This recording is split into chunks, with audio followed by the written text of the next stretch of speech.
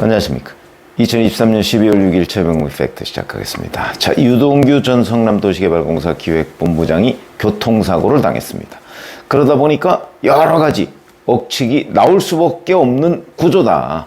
그래서 그걸 간단하게 말씀을 드리면 어제 밤 8시에서 9시 사이, 뭐 언론 보도에 따라서 뭐 8시라는 데도 있고 9시라는 데도 있고 8시 반이라는 데도 있고 뭐 이렇습니다. 대개 요쯤에 서울에서 아마 이제 저녁 식사를 마치고 대리운전 기사가 운전하는 차량을 타고 자택으로 귀가하던 중이었는데, 과천의왕 고속도로에 올라서 이제 아마 집이 화성인 모양이죠. 자택으로 돌아가던 실에 의왕 톨게이트를 지나서 얼마 안 있어서 바로 뒤에서 달려온 트럭, 이것도 뭐 몇 톤 트럭이냐가 좀 언론 보도마다 차이가 있습니다. 8.5톤 트럭이라는 보도도 있고 5톤 카고 트럭이라는 보도도 있고, 그 카고 트럭이라는 걸 되게 찾아봤더니 카고 트럭은 5톤짜리가 많더라고요. 그럼 5톤이면은 뭐 대형 트럭이라고 하기는 어렵고 8.5톤이면 대형 트럭이라고 할 수가 있겠죠. 이건 뭐 조사에서 금방 나올 것이고요. 3차로를 달리고 있었는데 고속도로에서 이게 이제 뒤에서 그 측면을 추돌을 했다고 합니다. 그러니까 이게 180도 회전을 하고 이게 1차로로 나가서 중앙분리대를 들이받고 멈췄다. 그러니까 뭐 아주 고속으로 달리던 상황은 아니었던 것으로 보입니다. 고속으로 달리던 상황이면 180도 정도 회전하지 않고 여러 바퀴를 돌거나 전복이 되거나 뭐 이랬을 가능성이 있는데, 하여튼 그래서 1차로까지 갔는데 다행히 1차로를 운행하는 차가 없기 때문에 2차 사고가 나지 않은 거죠. 자, 유동규 그 본부장의 차는 유동규 씨 본인은 이제 조수석에 앉았다는 보도도 있고 차량 뒤쪽에 앉았다는 보도도 있는데, 뭐 흔히 대리운전 차량은 차량 뒤쪽에 앉는 경우가 많이 있죠. 더군다나 유동규 씨는 이제 덩치가 크니까. 그래서 이제 조수석 쪽에 그 측면이 중앙분리대를 들이받았다는 거고요. 그 후에 이제 그 주변을 지나던 차량이 연락을 해서 119 구급차에 실려서 병원으로 갔다가 일단 퇴원을 했는데, 아마 기자하고 통화를 한 모양이죠. 유동규 씨 본인은 자칫하면 대형 사고가 날 뻔했다. 정면으로 부딪혔으면 목숨이 오염했을 텐데 측면이 부딪히며 충격이 좀 흡수된 모양이다.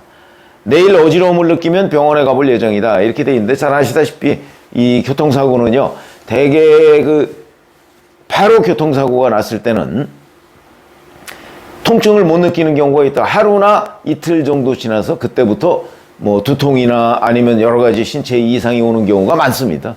그러다 보니까 그건 두고 봐야 되는데, 자, 이 사고가 과연 일반적인 교통사고냐, 아니면 누군가의 의도에 의한 교통사고, 아마 그것 때문에 많은 분들이 이 사고에 관심을 갖게 될 것입니다. 더군다나 11월 30일에 김용 재판부가 1심 선고를 했는데, 이때 전체적인 취지는 유동규의 증언을 믿을 만하다, 신빙성이 있다.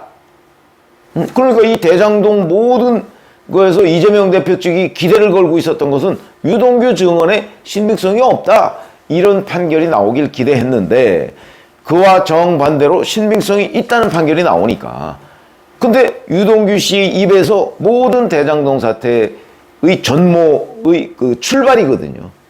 그러니까 만약에 유동규 씨가 사라지거나 아니면 유동규 씨가 증언의 신빙성이 흔들리거나 이럴 경우에 가장 혜택을 보는 사람이 이재명 대표일 것이다 라는 그런 시각에서 이것도 사람들이 그렇게 바라보고 있는 거죠. 그러니까 이게 크지 않은 그냥 교통사고라고 볼 수가 있는데, 근데 사람들이 유동규 씨의 교통사고에 관심을 갖는 이유는 혹시 뭐 이게 단순 교통사고가 아닐 수도 있는 것 아니냐, 뭐 이런 생각 때문에 이제 관심을 갖게 되는 겁니다. 그러나 일단 현재로서는 이게 단순 교통사고라는 그런 이제 정황은 있지만, 이 뭐 배후가 있는 교통사고다, 사고가 아니고 사건이다, 이렇게 얘기할 수 있는 근거는 어디에도 없습니다.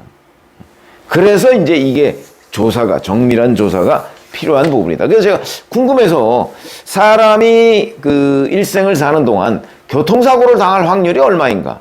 꽤 높을 거다, 뭐 이렇게 생각을 하게 되죠. 그래서 한번 찾아봤더니 도로교통공단에서 과거에 발표한, 뭐 오래전 얘기입니다만 발표한 확률이 있더군요. 일생을 살면서 교통사고를 당할 확률이 35.2%입니다. 한 3분의 1쯤 되죠. 아주 높은 거죠. 그런데 교통사고로 사망할 확률은 1.02%입니다. 99%가 사망하진 않죠. 그렇다면 대부분 교통사고를 당할 때 접촉사고를 당한다는 얘기입니다. 그런데 이 경우에는 고속도로 사고죠. 고속도로 사고는 고속도로에서도 뭐 접촉사고가 꽤 일어나긴 하지만 고속도로 사고는 대개 일어나면 큰 사고로 이어질 확률이 높습니다. 워낙 고속으로 달리다 보니까. 거기다가 이게 8시에서 9시 사이면 요즘 같으면 깜깜한 밤입니다. 이런 때에 트럭에 맞췄다? 뭐 이런 것도 여러 가지 이제 의문스럽고, 이게 뭐 특별히 또 뭐 졸음운전 시간도 아닌 것 같고, 더군다나 유동규 씨의 경우에는 저녁 식사를 마치고 귀가하던 중이니까, 그리고 더군다나 본인은 아마 술을 좀 마셨으니까 대리운전을 했겠죠? 그 대리운전을 했으니까 뭐 본인이 뭐 직접 식사 직후에 뭐 졸음이 왔다든가 이런 거하고는 관련이 없는 겁니다. 그렇다면 이제 그 트럭 운전자가 뭐 졸음운전을 했다든가 뭐 이런 거하고 관련이 있을지도 모르겠다. 트럭 운전자의 실수. 왜냐면 뒤에서 추돌을 했으니까. 이런 여러 가지를 상상해 볼 수 있는 대목인데, 많은 분들은 이제 그 혹시 또 뭐 이재명 대표 주변에 누군가가, 왜냐면 이재명 대표 주변에 누군가에는 이상한 현상들이 굉장히 많이 있었습니다. 그동안에 아시다시피 뭐 스스로 극단적 선택을 한 사람 성남도시개발공사에서만 해도 벌써 2명이고, 유한기, 김문기. 그 다음에 경기도지사 시절에 초대 비서실장을 했던 분도 이제 그만 내려놓으십시오 라고 얘기를 해가며 그런 유서를 써놓고 극단적 선택을 했고, 그 다음에 뭐 변호사비 대나무 의혹과 관련한, 그 사람은 뭐 직접적으로 관련이 없다고 경찰이 밝히긴 했지만 그 사람도 그렇고, 그 다음에 법인카드 유용 의혹과 관련한 5급 사무관 배소연 씨 있죠. 그 배소연 씨의 동거남이 어느 날 갑자기 유명을 달리합니다. 이런 것들이 과연 우연이냐, 아니면 거기에 어떤 게 있는, 근데 어느 것 하나도 지금 뭐라고 똑부러지게 밝혀진 건 없습니다. 자, 그러다 보니까 이제 이 사고도 과연 우연이냐, 이런 부분에 이제 의문을 갖게 되는 거는 저는 지극히 합리적인 의문이라고 봅니다. 다만 그 의문에 이제 답을 해줘야 될 사람은 경찰이겠죠. 경찰이 이제 오늘부터 아마 이 트럭 운전자 조사를 하겠죠. 뭐 그러나 여기에서 뭐가 밝혀질 가능성 뭐 그렇게 크지 않다고 저는 봅니다. 왜 그러냐면 과거 박정희 정부 시절에 DJ도 트럭에 교통사고를 당한 적이 있었죠. 그거 결론 안 났습니다. 실제 트럭 운전자가 자기 뭐 사주받은 거 없다 뭐 이렇게 얘기를 하고 있고, 일각에서 이제 DJ 지지자들이나 이런 사람들은 이거 결국 뭐 중앙정보부 소행 아니냐 뭐 이렇게 이제 그 몰아가는데 결론이 안 났습니다. 거기다 실제 그 트럭 운전자라는 사람도 여러 번 인터뷰를 했거든요. 정말 이게 단순한 사고다. 더군다나 DJ가 그때 뭐 사망을 하거나 그런 건 아닙니다. 그러다 보니까 그런 것처럼 이게 뭐 어떤 특정 사고가 이게 그 무슨 진짜 정치 테러냐, 아니면 뭐 그냥 단순 사고냐, 이런 부분은 대개의 경우 잘 밝혀지지 않더라고요.